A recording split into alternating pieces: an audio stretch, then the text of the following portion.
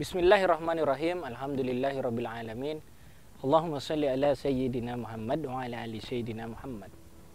Beberapa waktu lalu saya dengan dua orang teman ngobrol-ngobrol di serambi masjid. Beberapa saat setelah sholat subuh berjamaah, salah satu teman mengeluh karena di malam sebelumnya dia gagal atau tidak terbangun untuk sholat tahajud.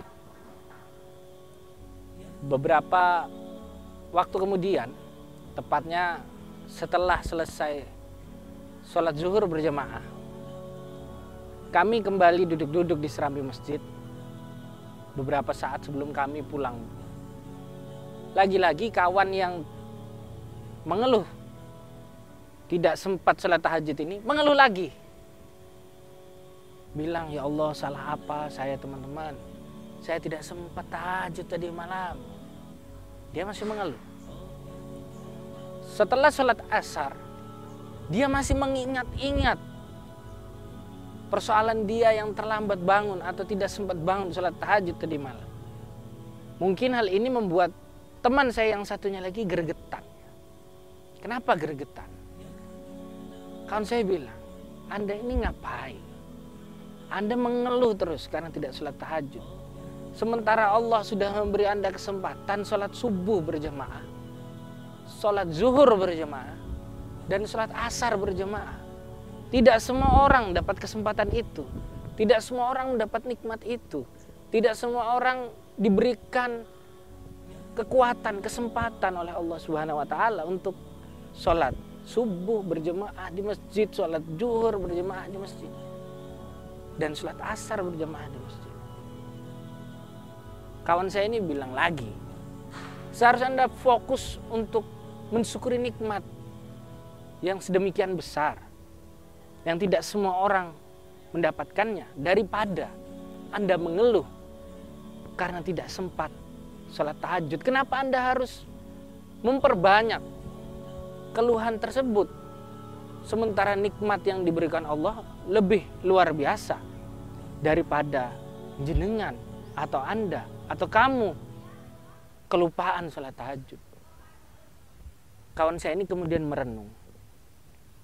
Dia merenung, dia berpikir benar juga ya, bahwa mengeluh boleh saja, kita introspeksi boleh saja karena kita tidak sempat sholat tahajud. Tapi bukan berarti kita terlupa dengan nikmat-nikmat yang luar biasa. Misalnya sholat subuh tadi, sholat zuhur tadi, sholat asar berjamaah lagi. Itu nikmat luar biasa. Seringkali manusia memang lupa dengan nikmat-nikmat yang sudah banyak menghampirinya. Sehingga ketika ada problematika sedikit, dia malah cenderung untuk mengeksploitasi, membesar-besarkan problematika itu. Mengeluh itu wajar. Manusia mana yang tidak mengeluh?